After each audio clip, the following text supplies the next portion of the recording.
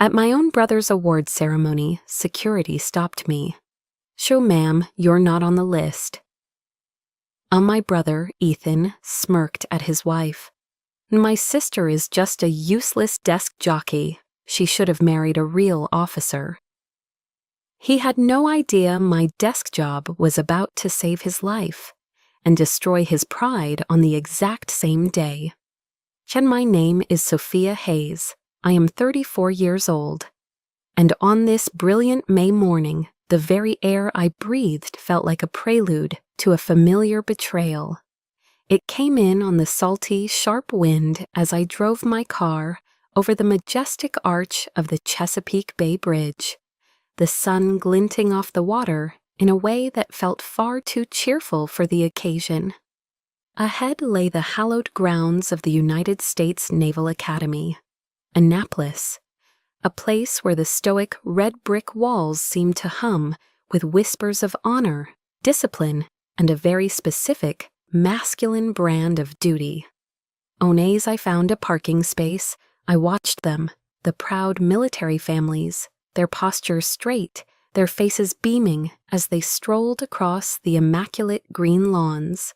Their sons and daughters, the midshipmen, stood like statues in their pristine dress whites, the embodiment of a legacy I was born into but never truly allowed to claim. A quiet, complicated knot of pride for my younger brother Ethan tightened in my chest. It was a feeling I had learned to temper over the years, to shield with a well-worn layer of resignation. I knew my role today. It was a part I had been playing for 15 years, a well-rehearsed performance as the supportive older sister, the quiet footnote in the grand story of the family hero. I was a shadow, a name whispered in the background. Taking a deep, steadying breath, I steeled myself to once again play the part of the sister with the desk job. In at the main security checkpoint, I wore a simple, beige trench coat I'd deliberately chosen to conceal the crisp uniform beneath it, hiding the rank that rested on my shoulders. A young petty officer, his jaw set with the seriousness of his post, took my ID. He was all professionalism until his eyes scanned the guest list on his tablet. He looked up at me, a crease of confusion forming between his brows. "In, ma'am, I'm sorry," he said, his voice polite but firm, trained to be unwavering. "I don't have a Sophia Hayes on the guest list for Lieutenant Hayes." He turned the tablet screen toward me, a gesture of proof that the error was not his. "The list I have is Captain David Hayes, Mrs. Margaret Hayes, and Mrs. Jessica Hayes, the lieutenant's wife." And then he read each name with military precision. David Hayes, Margaret Hayes, Jessica Hayes. Each one was a small, sharp hammer blow against my ribs. The absence of my own name was louder than any of theirs. This was not a clerical error. This was not an oversight. This was a deliberate, calculated act of erasure.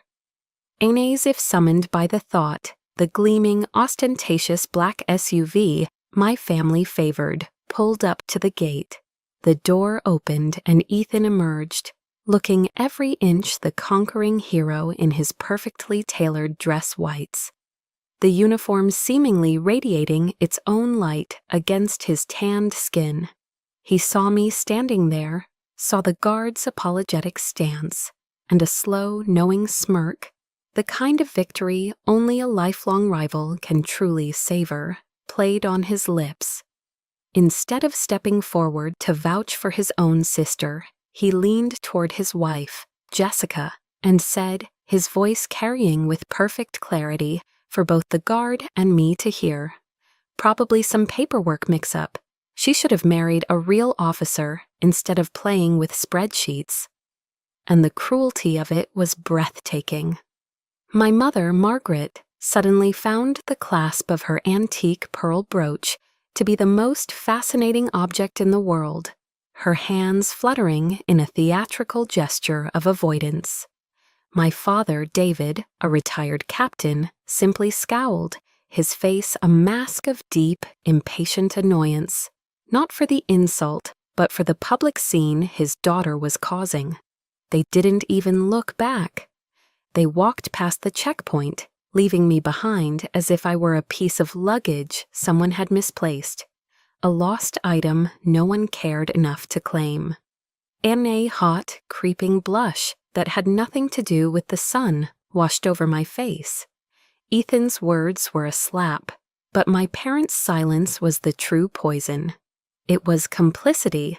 It was the final quiet confirmation of a lifetime of being told I was less. And the young petty officer, now trapped in this excruciating family drama, began to speak, his voice laced with professional discomfort. "Ma'am, I'm going to have to ask you to step aside." And I didn't argue. I didn't protest.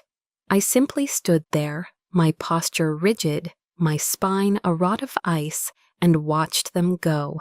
I watched them disappear into the hallowed grounds that had rejected me on their command. And in that moment of profound public abandonment, the hurt didn't vanish, it simply crystallized. It cooled and hardened into something else entirely. A decision formed in my mind as cold and hard as steel. In fine, let them believe it. A dangerous calm settled over me. The storm inside me went still, its chaotic energy consolidating into a single sharp point of focus. In today's performance would be one for the ages. Hinin they would not see a single tear. I would not give them that satisfaction. Kin standing there on the manicured grounds of the academy, an outcast at the gate, I felt the present moment dissolve. The sting of Ethan's words became a key, unlocking a vault of memories I had long kept under guard. The cool, controlled woman I was now faded, and in her place stood the ghost of a teenage girl, forever standing on the outside of a circle of light, looking in. And the memory that surfaced first was drenched in the smell of charcoal and freshly cut grass. It was the day Ethan's acceptance letter to the academy had arrived.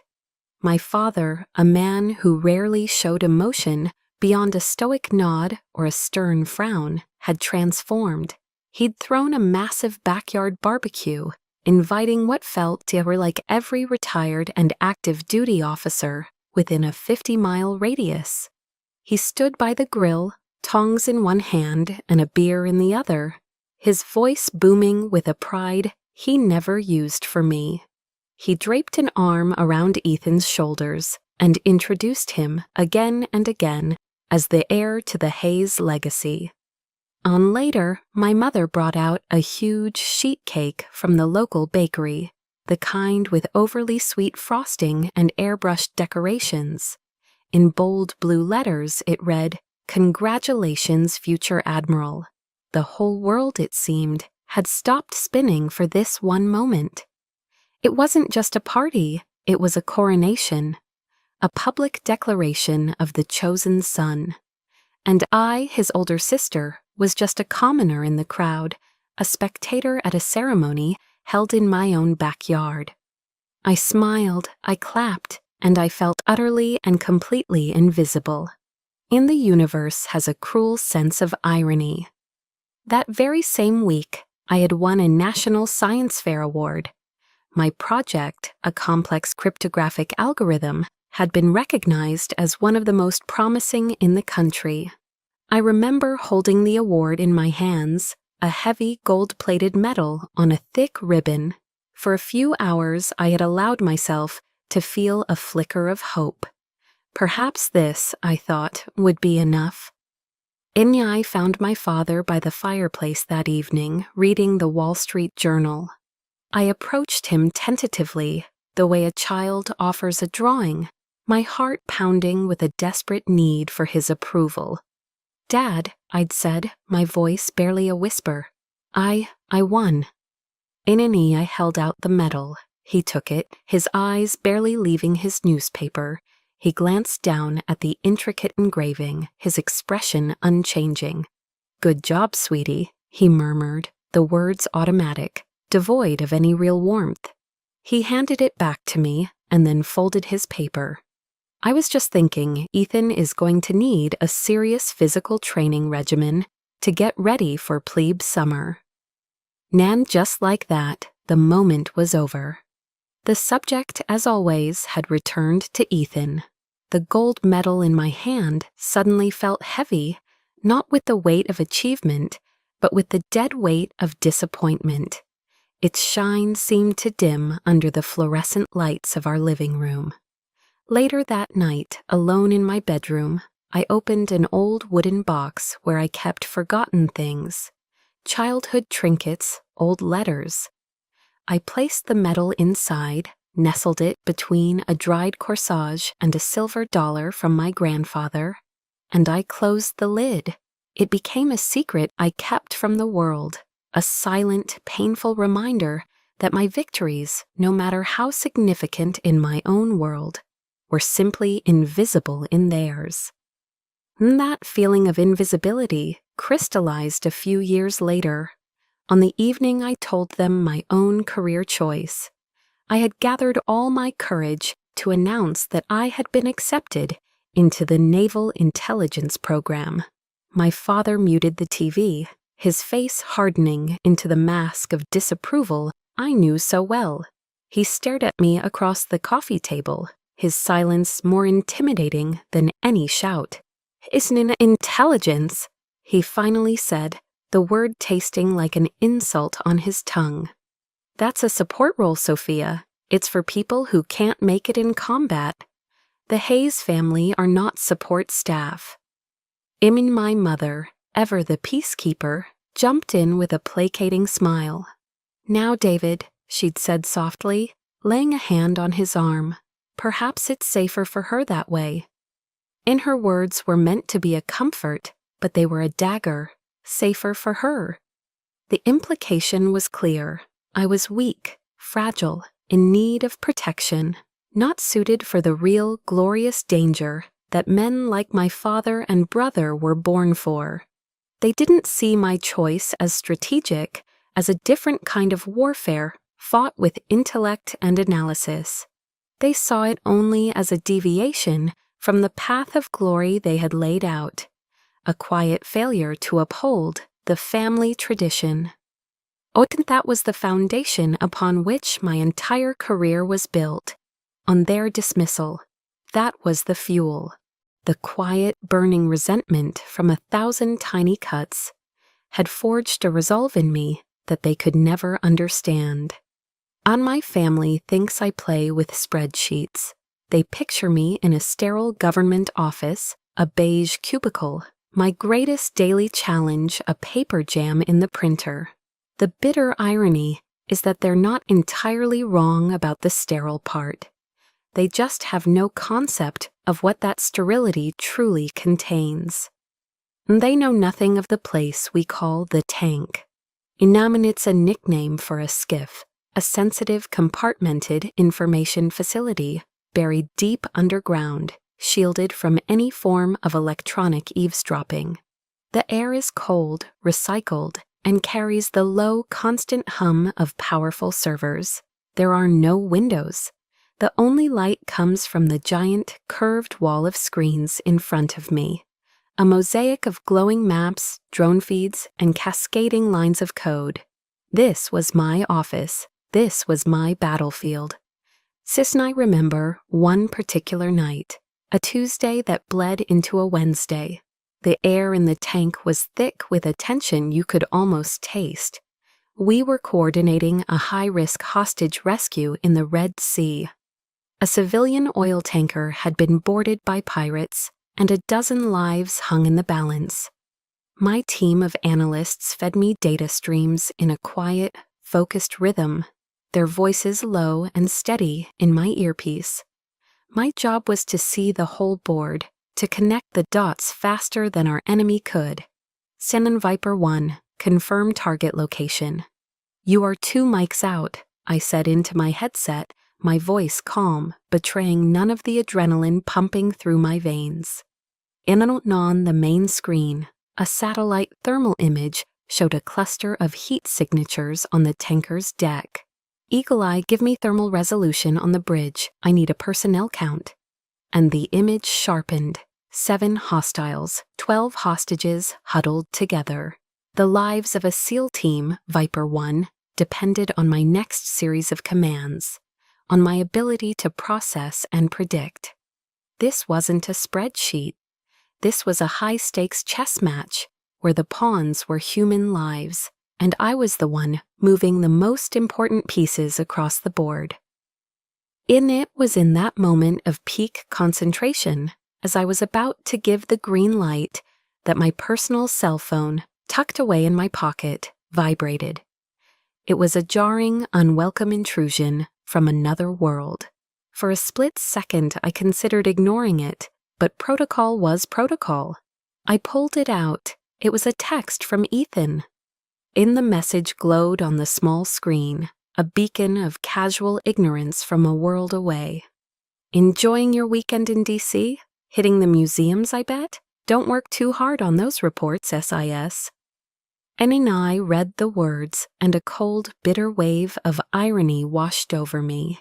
Here I was in a life-or-death struggle against armed traffickers, my mind stretched to its absolute limit, and in his world, I was his boring older sister, a tourist in my own life, drowning in paperwork. The condescending nickname, SIS, felt like a final twist of the knife. I took a breath, my fingers tightening on the phone for a second, before I thumbed the power button, plunging the screen into darkness. I slipped it back into my pocket. My focus snapped back to the wall of screens, my voice emerging colder and sharper than before. "In standby, Viper 1, I commanded, my eyes catching a flicker of movement on a secondary feed. A small fishing boat, unlit, approaching the tanker from the stern. It wasn't on any maritime charts. It was a ghost. It's someone. Eagle Eye. Focus on that trawler. Now." The thermal image zoomed in. The boat was cold, but the shapes inside were not. 6 more heat signatures, armed, an ambush. They were waiting for the SEALs to board. "Send Viper 1, abort! Abort!" My voice was sharp, cutting through the silence of the tank. "I repeat, abort the breach. You have a secondary hostile force approaching from your 6. They're walking you into a kill box." On a wave of relief, silent and profound, washed through the room as the SEAL team confirmed the new orders. My analysis in that split second had just saved their lives. 8 hours later, at 3 a.m., I finally returned to my empty apartment in Washington, D.C. The adrenaline had faded, leaving behind a bone-deep exhaustion. The city lights twinkled through my window, a galaxy of strangers, none of whom knew what had just transpired in the darkness on the other side of the world. I walked to the liquor cabinet, my movements heavy, and poured a generous 2 fingers of Kentucky bourbon into a heavy glass. No ice. Ira and I stood by the window, swirling the amber liquid, the silence of the room a stark contrast to the controlled chaos of my work. I thought about the men of Viper 1, teammates whose faces I would never see, whose thanks I would never hear. I thought about the string of victories attributed to anonymous intelligence sources. Solitude was the price of this silent power. My family thought I pushed paper. They had no idea that those papers held the fates of nations, that the ink from my pen could move armies and shift the balance of power. They saw a desk job, I saw a global chessboard, and I had long ago accepted the terms of my service. I accepted the loneliness, the secrecy, the crushing weight of it all, on because the mission was always more important than a wounded ego. Unhope arrived when I least expected it, not in a blaze of glory, but in the quiet of a corner office in the Pentagon. It smelled of worn leather, old books, and freshly brewed coffee. 2 days after the Red Sea operation, 2 days after Ethan's text message had sliced through the tension of the tank, I was summoned by General Miller. And he was my commanding officer, a 4-star general with a reputation for being as brilliant as he was tough. His office overlooked the Potomac, and the walls were covered not with medals, but with maps and photographs of him with soldiers in the field. He gestured for me to sit as he walked over to a coffee machine, humming quietly in the corner. "Sintin, you look exhausted, Sophia," he said, his back to me. His use of my first name was unusual, a sign that this was not a formal debriefing. He turned around and handed me a heavy ceramic mug filled with steaming black coffee. It was a simple gesture, but in the context of my life, it felt monumental. And he sat down behind his large mahogany desk and looked at me, his gaze direct and piercing, yet completely devoid of judgment. It was the kind of look that made you feel seen, truly seen, not just as a subordinate or a set of skills, but as a person. "You saved 12 lives the other night," he stated, his voice a low, steady rumble. "And the lives of the entire SEAL team. The official report won't have your name on it, for obvious reasons. But I know, and the president knows."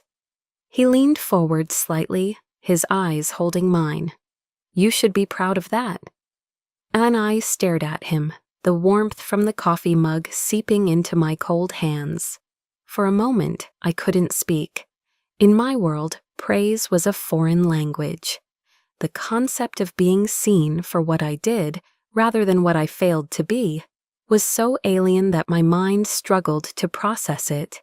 I felt a crack form in the icy facade I had so carefully constructed around myself. I wasn't Captain Hayes's daughter. I wasn't Ethan's overshadowed sister. In this room with this man, I was just Sophia. And for the first time in a very long time, that felt like enough. Then he let the silence hang for a moment, allowing his words to land. Then he continued, "The Joint Chiefs have been discussing Operation Blackwater. It's been long enough. We believe parts of it can now be declassified." Ian and I blinked, my mind racing. Operation Blackwater was my masterpiece, a multi-year intelligence campaign that had dismantled a global terror financing network. It was the work I was proudest of, and it was buried under layers of the highest security clearance. "Inai, the decision has been made," he said, a faint smile touching the corners of his mouth. "It's time we started recognizing our heroes in the shadows. The Department of the Navy has officially nominated you for the Distinguished Service Medal." And I felt the air leave my lungs. The Distinguished Service Medal. It was one of the highest non-combat honors, a recognition reserved for senior officers who displayed exceptionally meritorious service in a position of great responsibility. I was stunned into silence. He began to speak about my career, referencing specific operations, strategic successes, and analytical breakthroughs, accomplishments I had locked away in classified files, accomplishments even I had almost forgotten in the relentless churn of the next mission.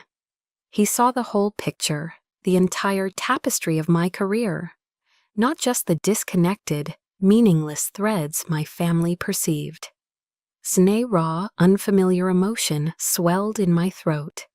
On impulse, driven by the unexpected safety of this space, I heard myself confess the one thing I never spoke of. "Sir," I said, my voice barely a whisper, "my own family. They think I have a desk job. They think I push paper." And I expected a nod of sympathy, perhaps a look of pity. Instead, General Miller leaned back in his chair and let out a deep, booming laugh. It wasn't a laugh of ridicule. It was a laugh of pure, unadulterated delight, of someone who appreciated a grand cosmic irony. "In a desk job," he roared, shaking his head in disbelief. "Well then," He leaned forward again, his eyes twinkling with a sudden, brilliant idea. In that case, I think we ought to give them the biggest surprise of their lives. And he paused, letting the idea form, a master strategist seeing a new move on the board. Your brother's awards ceremony is next month, isn't it? At Annapolis. Anai nodded, confused. In how poetic would it be, he said, his smile widening, to recognize two of Captain Hayes's children on the same day, for two very different, but equally vital, forms of service to this nation. And his words landed in the silent, barren landscape of my hope and bloomed. A wild, audacious idea took root in my mind. The thought that my truth, my real story, could finally be brought into the light, not by my own desperate explanations, but by the undeniable official recognition of the United States Navy. The thought was terrifying, and it was intoxicating. In the seed of hope General Miller had planted felt fragile, a delicate green shoot in the barren soil of my heart.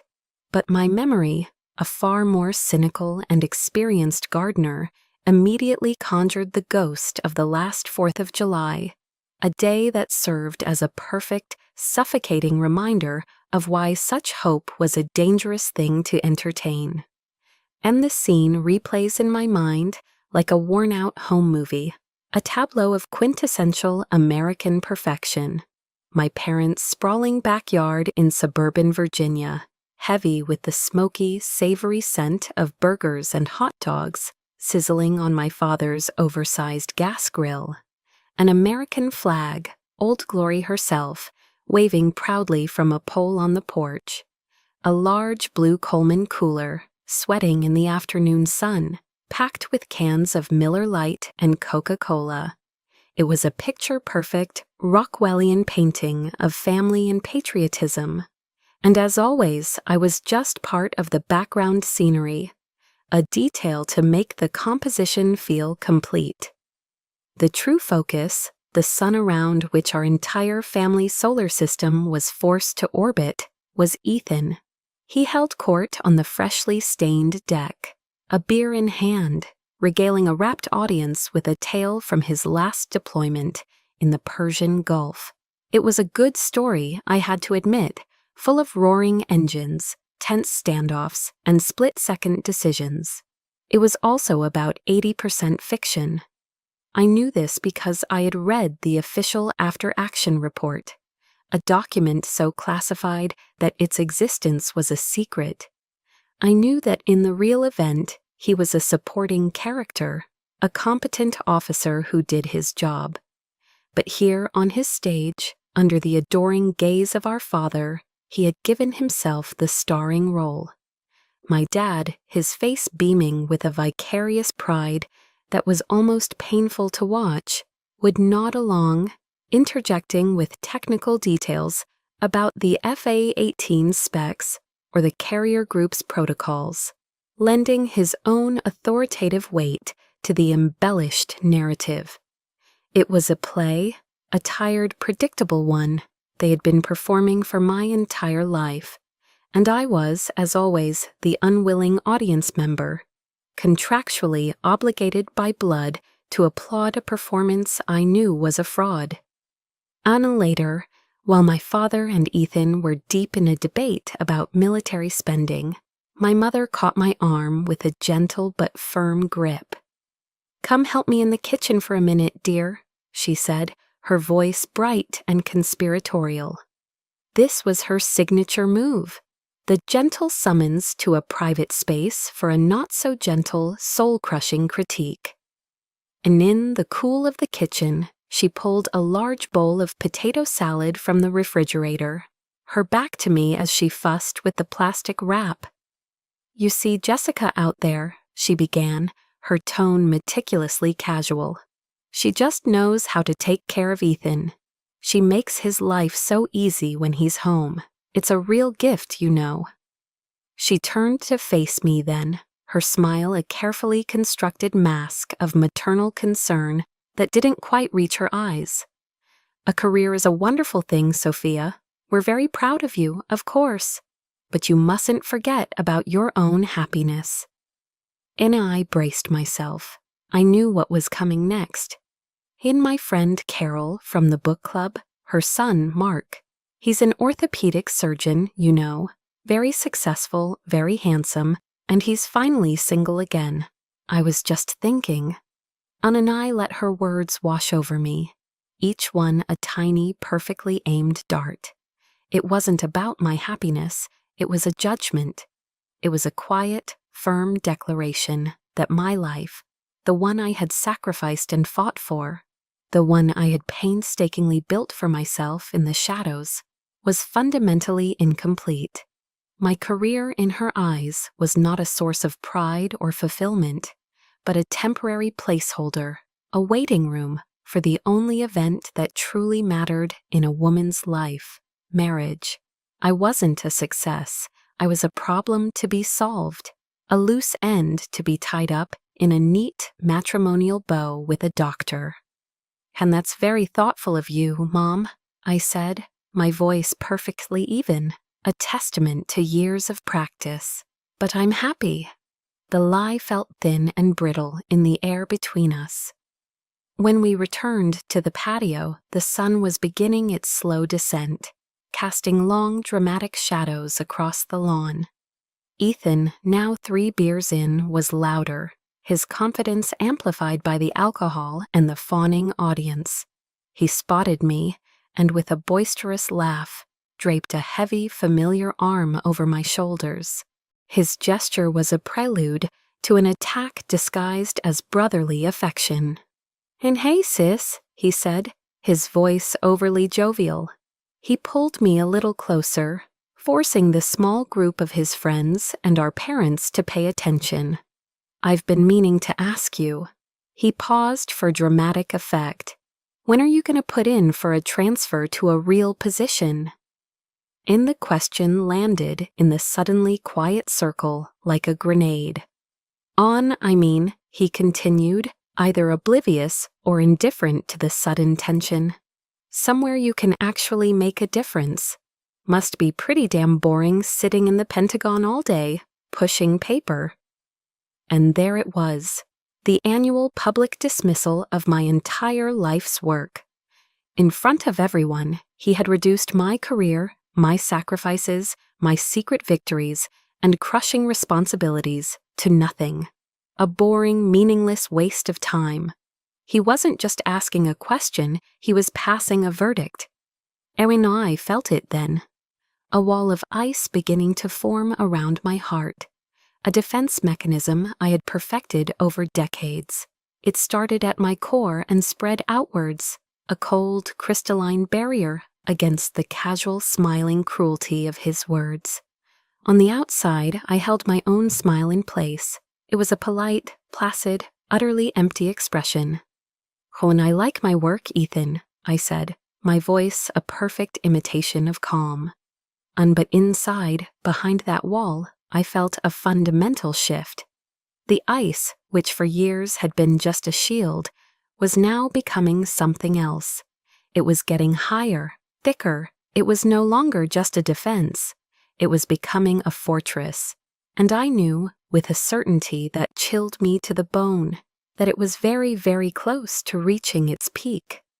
And have you ever had a moment where time seems to slow down, where the world narrows to a single, hyper-focused point of humiliation?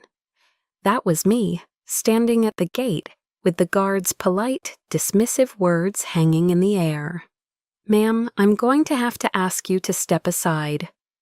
It's the politeness that makes it worse, isn't it? The professional, dispassionate tone that says, "This isn't personal, I'm just doing my job," when everything about the situation feels deeply, excruciatingly personal. My feet felt like they were cemented to the asphalt. I was an exhibit in a zoo of my own family's making, trapped in the spotlight of their casual cruelty.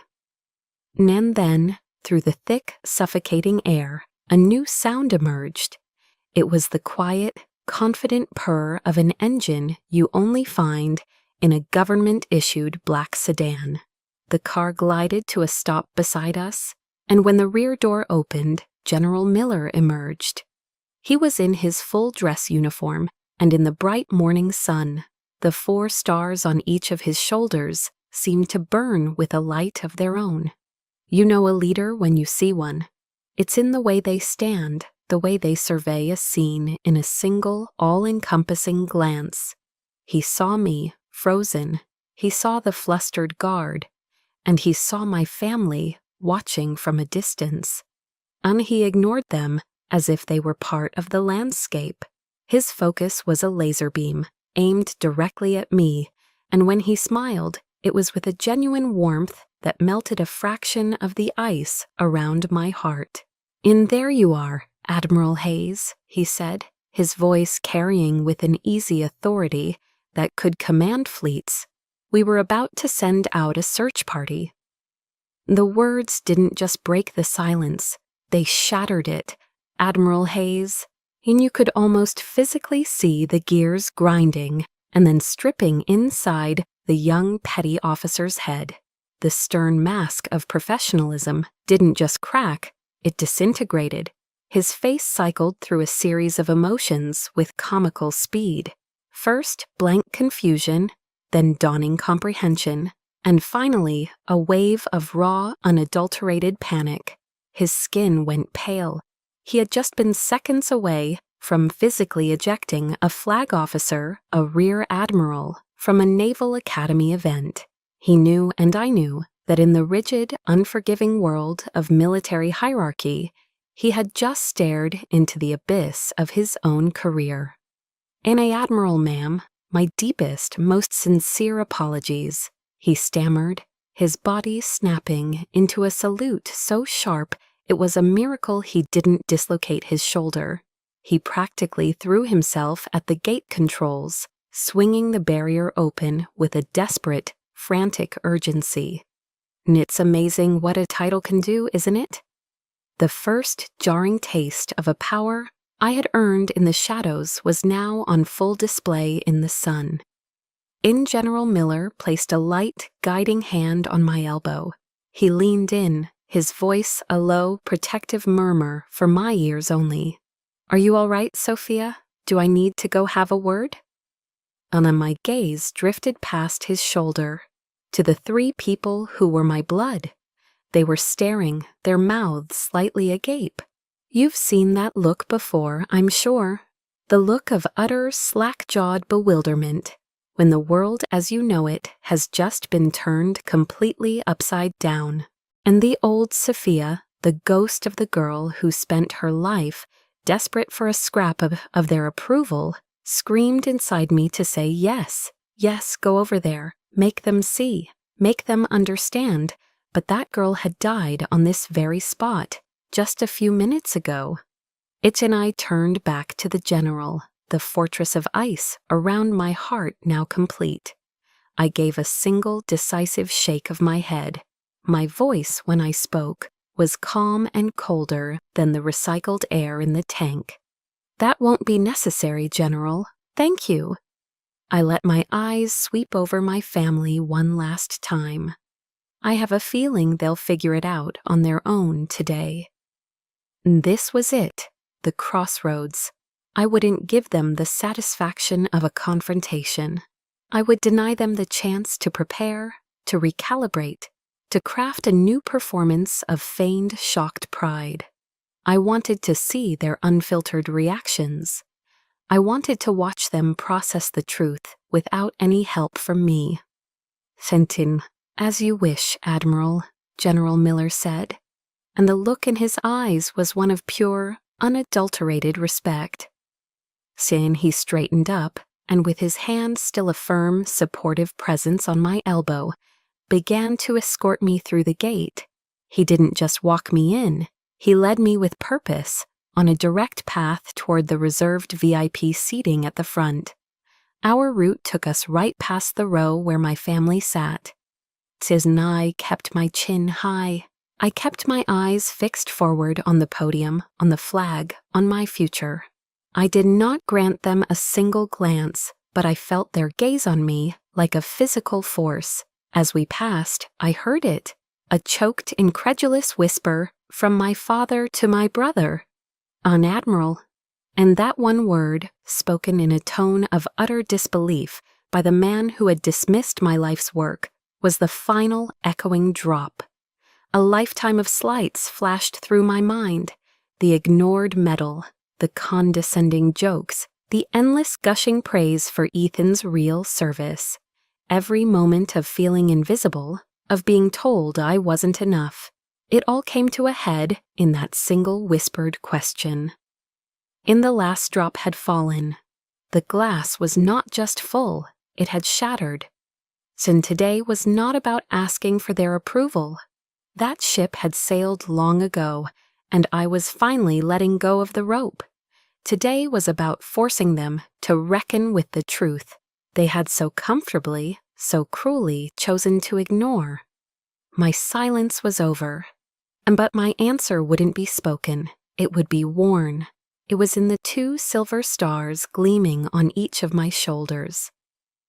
General Miller led me to a private waiting room tucked away behind the main stage, a quiet sanctuary from the growing crowd.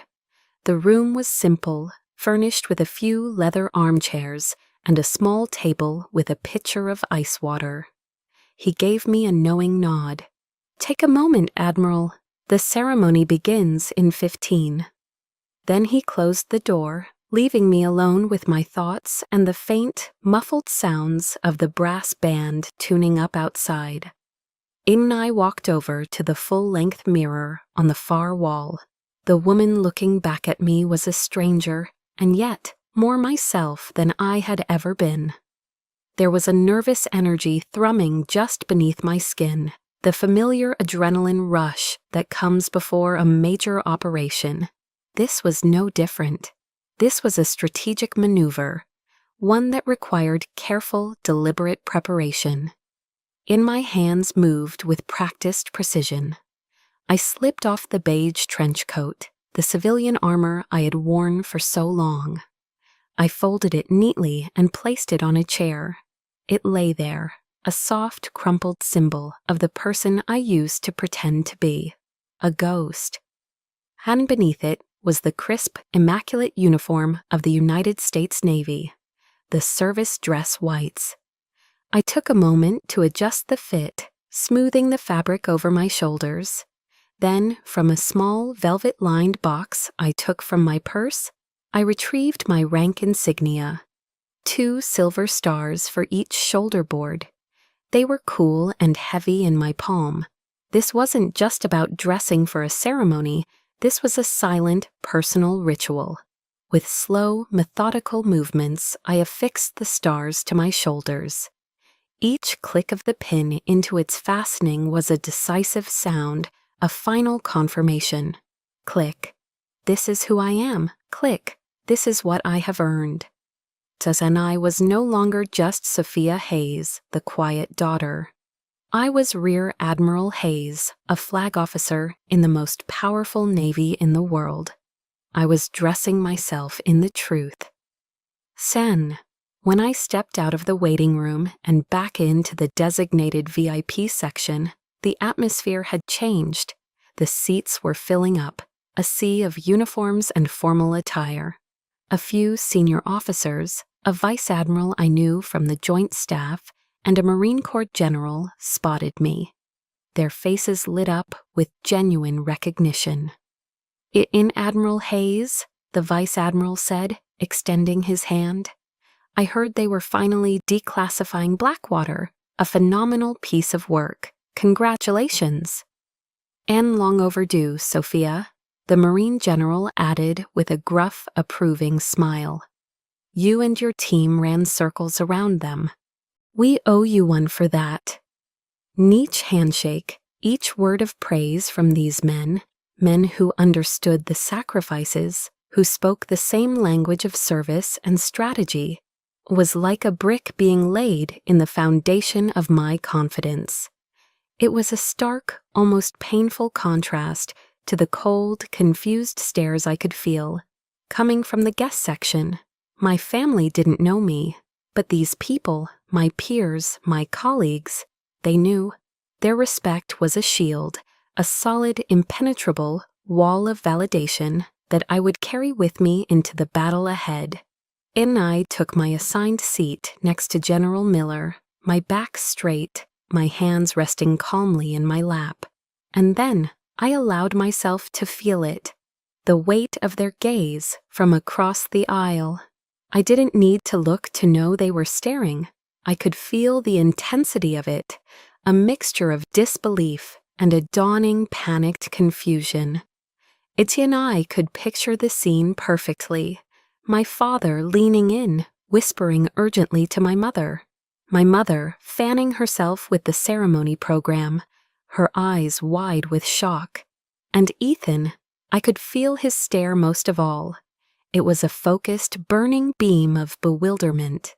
He would be looking at the 2 silver stars on my shoulders, the impossible, incomprehensible truth of them. In his mind, the math wouldn't add up. The sister he had mocked just an hour ago, the boring paper pusher, was wearing a rank that took most men a lifetime to achieve, if they ever did. And I met his gaze for a fraction of a second across the crowd, offering nothing more than a calm, polite, almost imperceptible nod. Then I turned my attention back to the stage. And the game had begun. But for the first time in my entire life, I wasn't a pawn, sacrificed for the sake of the king. On today, I was the queen, and I was about to checkmate them all. My silence now was more powerful than any argument I could ever make. It was the calm before the storm, the quiet intake of breath before the truth was finally spoken aloud. In the master of ceremonies, a captain with a voice as smooth as polished brass stepped up to the podium. And now for the presentation of the Navy and Marine Corps Commendation Medal to Lieutenant Ethan Hayes for meritorious service in support of combat operations. Ern and I watched, a silent observer in the front row, as my brother rose from his seat.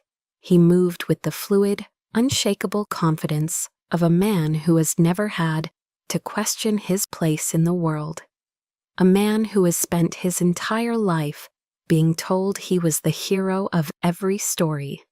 He ascended the stage, accepted his medal with a practiced, humble dip of his head, and turned to the microphone as if he were born for the spotlight that now bathed him in a golden glow. And his acceptance speech was flawless, a masterclass in charm and filial piety. He thanked the Navy for the incredible honor, his commanding officers for their steadfast leadership. Then he turned his charismatic gaze toward our family. "I want to thank my father, Captain David Hayes," he said, his voice ringing with a sincerity that could move mountains, "for teaching me what it means to be a warrior, for showing me the path of duty, honor, and courage." He smiled at my mother, a warm, affectionate smile, and to my mother Margaret for her unending support and prayers. He then gave a subtle, charming wink to his wife. And of course, to my beautiful wife, Jessica, for being my rock, my anchor in every storm. And he paused then, a performer's trick, letting the weight of his gratitude settle over the room. His eyes swept across the audience, a king surveying his court. For a fraction of a second, his gaze passed directly over me, sitting in the front row of the VIP section. There was no recognition, no emotion, not even a flicker of acknowledgement. It was as if he were looking at a piece of furniture, a stranger, a seat filler. Then he continued, concluding his speech with a final, patriotic flourish that earned him a thunderous, sustained applause. He never mentioned my name. In that very public, very deliberate omission, in front of hundreds of his peers and our nation's most respected leaders, he had made his final definitive statement: "You do not exist." It was a deeper, more profound cut than any private insult ever could be. It was an erasure on a public record, a final declaration of my irrelevance. As he walked off the stage, soaking in the adoration, I felt the last faint flicker of any sisterly sentiment within me extinguish, leaving behind nothing but cold, hard clarity. And when the applause finally faded, General Miller did not return to his seat. Instead, with a quiet purpose that immediately drew every eye in the room, he walked to the podium. The entire auditorium, a moment ago filled with sound, fell into a sudden, expectant silence. A 4-star general going off script was an event in itself. "And ladies and gentlemen," he began, his voice commanding the air, a low rumble that needed no amplification to reach the furthest corners of the hall. "We have a special, unscheduled addition to today's ceremony, a recognition that for paramount reasons of national security has been kept secret from the public until this very moment." A low, intrigued murmur rippled through the crowd. I saw Ethan, now back in his seat, lean over and whisper to my father, a confused frown creasing his brow. And General Miller continued, his words painting a vivid picture for the captivated audience. "We often and rightly honor the heroes we can see, the war fighters on the front lines, the pilots in the sky, the sailors on the seas. But there is another kind of hero, one who serves in the deepest shadows of the world, one whose victories are not measured in territory gained, but in tragedies averted, in lives saved. Their battlefield is a global network of whispers, data, and secrets." On the air was now thick with anticipation. The audience was leaning forward in their seats, completely under his spell. "On it today," the general boomed, his voice resonating with a fierce pride. "We have the distinct honor of finally recognizing the commander of the now declassified Operation Blackwater, one of the most successful and critically important intelligence operations in the modern history of the United States Navy." Eric and I could hear my father's voice, a hoarse, confused rasp carrying across the aisle. "Blackwater? What the hell is Blackwater?" And then General Miller's gaze lifted from the crowd, sweeping over the rows until it landed directly on me. He held my gaze, a spotlight in human form, and a small, almost imperceptible smile touched his lips. "So, ladies and gentlemen, it is my profound honor and my personal privilege to ask her to the stage, Rear Admiral Sophia Hayes." And for a single, solitary heartbeat, there was nothing, absolute, deafening silence. The world seemed to hang, suspended in a universe of stunned disbelief. And then, like a brush fire, a wave of whispers swept through the auditorium. "Admiral? Hayes? Did he say a rear admiral?" And I rose from my seat. And as I did, something extraordinary, something beautiful happened. Every single uniformed person in that room, from the youngest ensigns in the back rows to the most decorated captains and generals in the front, rose to their feet as one. It wasn't planned, it wasn't coordinated. It was a reflex born of instinct, protocol, and a lifetime of ingrained discipline. It was respect, a cascading wave of white and blue uniforms, standing in silent, stunned deference. All except for 3 people. And my family remained seated, frozen in their chairs, as if a gorgon had turned them to stone. They were a tiny, isolated island of shock in a vast, rising sea of honor. My father's face was a mask of pure, slack-jawed incomprehension. My mother's hand was pressed hard against her mouth, her eyes wide with a dawning horror that was almost theatrical. And Ethan's face was ashen.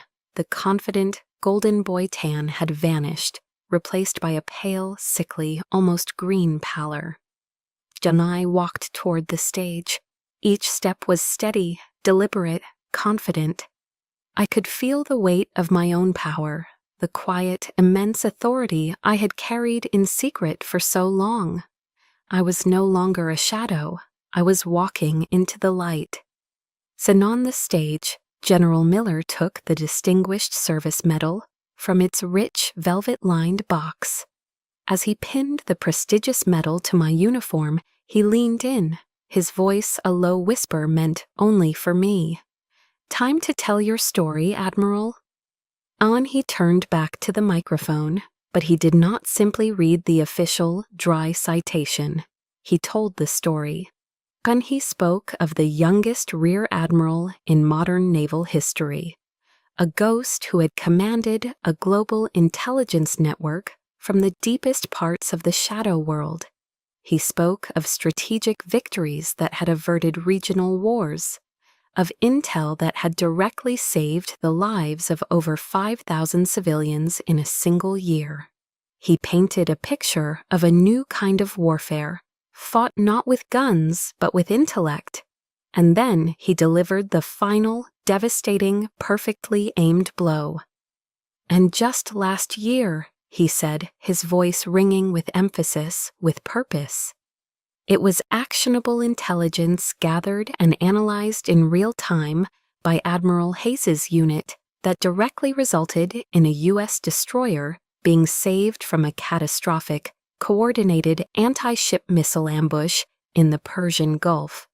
And I let my eyes drift from the general, from the cheering crowd, to my family, and I watched the truth detonate in their faces. My father looked like he had been physically struck, his body rigid, his eyes seeing something far away, replaying a history he never knew. My mother let out a small, strangled gasp, her knuckles white where her hand was pressed to her lips. But it was Ethan's face I will remember for the rest of my life. The blood drained from it completely. The confusion was gone, replaced by a sickening, horrifying dawn of absolute comprehension. And he knew exactly which destroyer that was. It was his. The applause felt like a distant ocean roar. Standing on that stage, with the weight of the medal on my chest and the respect of my peers surrounding me, I felt a sense of quiet, profound release. The battle was over. The truth was out. At the reception that followed, a grand ballroom filled with the clinking of glasses and the low hum of important conversations. I was no longer a shadow. I was a center of gravity. A group of congressmen from the House Armed Services Committee were congratulating me when I saw them approach, my family. They moved together like a wounded animal, a tight, defensive cluster cutting through the crowd. Ethan was in the lead, his handsome face a hard, tight mask of fury. My father followed, his expression unreadable, a complex mixture of shock and something I couldn't yet name. My mother trailed behind, clutching my father's arm, her face pale. They stopped a few feet away. The congressmen, sensing the sudden drop in temperature, politely excused themselves. Ethan didn't wait for them to be out of earshot. "Rear Admiral Hayes," he said, his voice a low, venomous hiss. He spat the title like it was a curse. That was quite a performance. My father remained silent, his eyes, for the first time, refusing to meet mine. "And you lied to us," Ethan continued, his voice rising, drawing a few curious glances. "You lied to all of us, for 15 years. You let us believe you were nothing, a failure." And I saw General Miller, across the room, catch my eye. He gave a subtle, almost imperceptible signal to one of his aides. A young, polished lieutenant commander appeared at my elbow instantly. "Admiral," the aide said smoothly, his voice a calm counterpoint to Ethan's rising anger. Perhaps this conversation would be more comfortable in the private conference room? In he led the way, and my family had no choice but to follow. The walk down the quiet, carpeted hallway felt like a march toward a final, unavoidable sentencing. Inside the soundproofed conference room, with the door firmly closed, Ethan's carefully contained rage finally exploded. "None, why?" he yelled, his voice cracking. He began to pace the length of the room like a caged tiger, his fists clenched at his sides. "Why would you do that to us? You turned your own family into a laughingstock out there. You stood by and let me lecture you about sacrifice, about service. You were laughing at me the whole time, weren't you?" And he spun to face me, his eyes wild with a wounded pride I knew all too well. It was the Hayes pride, the pride of the warrior. "And I was on the front lines," he shouted, jabbing a finger at his own chest. "Dad was on the front lines, we served, and you sat in a goddamn air-conditioned office, playing war games on a computer, and you get a medal bigger than both of ours combined? It's a joke. It's insulting." His words were a desperate, frantic attempt to rebuild the pedestal he had just been knocked from. He wasn't angry that I had lied. He was angry that I was more successful than he was. He was angry that my desk job had saved his life. And I let him vent. I let the storm of his ego break against the calm, silent fortress I had become. I walked over to the mahogany conference table, poured a glass of water from the crystal pitcher, and took a slow, deliberate sip. I waited until his shouting subsided into ragged, heavy breaths. And only then did I speak. My voice was quiet, devoid of any emotion, as flat and calm as a still lake. "And I was never laughing at you, Ethan," I said, setting the glass down with a soft click. "I was doing my job, a job that, by its very nature, required absolute secrecy." And I shifted my gaze from him to my father. For the first time, he looked me in the eye. "And did you ever once ask me about the specifics of my work, Dad?" I asked, my voice still quiet, still controlled. "Or did you just assume it was paper pushing because it didn't involve a weapon?" I turned to my mother, who was now weeping silently into a handkerchief. "Did you ever once ask me if I was happy with my career, Mom? Or did you just ask me when I was going to get married?" I looked back at all of them, the jury of my childhood. I didn't lie to anyone. I simply stopped trying to explain myself to people who had already decided they weren't going to listen. My words hung in the air, a final damning verdict. The silence that followed was heavy, absolute. My father, the indomitable Captain David Hayes, seemed to shrink before my eyes. He bowed his head, and in that moment, for the first time in my life, he looked old. He looked defeated. And just then, the sharp, distinct ring of my encrypted satellite phone cut through the silence. It was a sound that meant only one thing: duty calls. I glanced at the screen, then back at the shattered remains of my family. "How do I have to take this?" I said, my voice crisp and professional again. "It's a call I can't miss." I turned and walked toward the door, my heels clicking softly on the polished floor. I paused with my hand on the doorknob, my back to them. I allowed one last small piece of my old self to speak. "Eldon, I love you," I said, the words feeling foreign but necessary. "But I will not be dismissed by you ever again. If we are going to have a relationship from this day forward, it will be one that starts with respect, real respect." John and I let the words hang in the air for a moment, a final non-negotiable term of surrender. And think about it. And then I walked out of the room, closing the door softly behind me, leaving them alone in the echoing silence of the truth. 6 months passed, 6 months of careful, tentative steps across a newly drawn map. My ultimatum at the ceremony wasn't a finish line. It was a starting line for a different kind of relationship, one I wasn't sure my family was capable of running. Ek and I walked into my parents' living room on a quiet Sunday afternoon. The first thing I noticed was something new against the far wall. It was a beautiful, glass-fronted display cabinet made of dark cherry wood. My father was there, a soft cloth in his hand, carefully polishing the glass.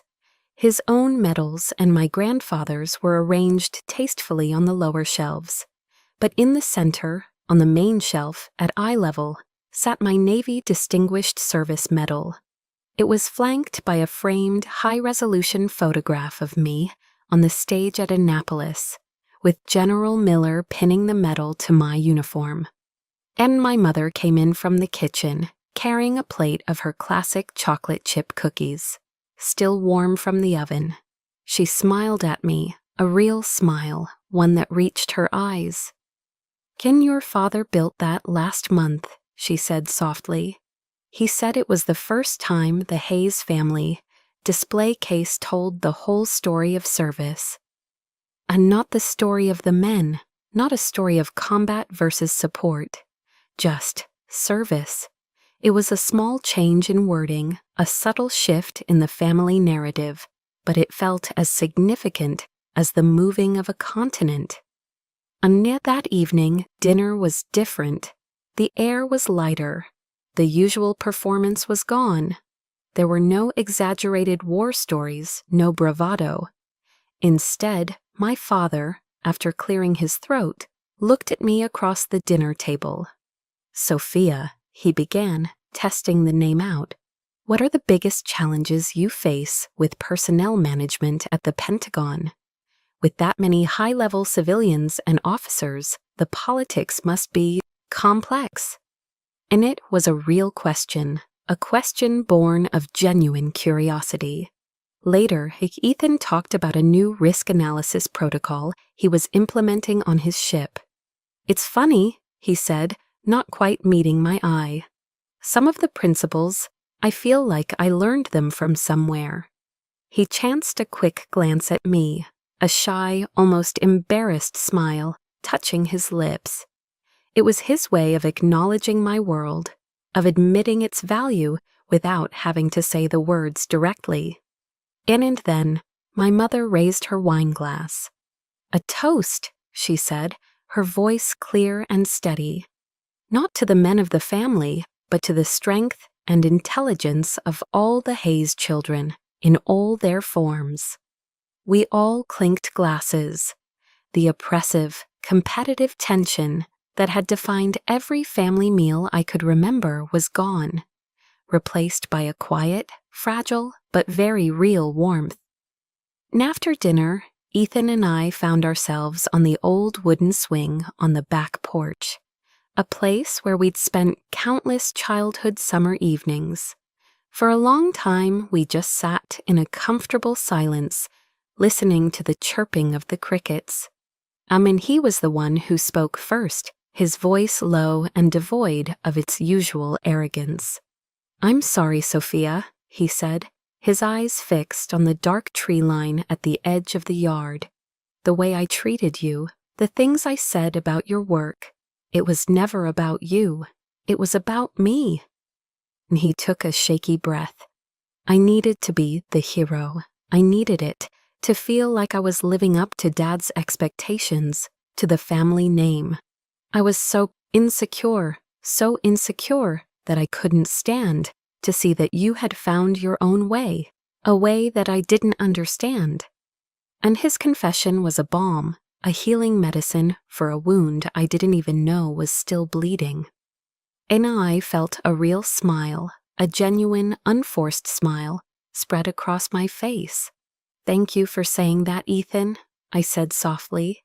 I looked out at the yard, at the fireflies beginning to blink in the twilight.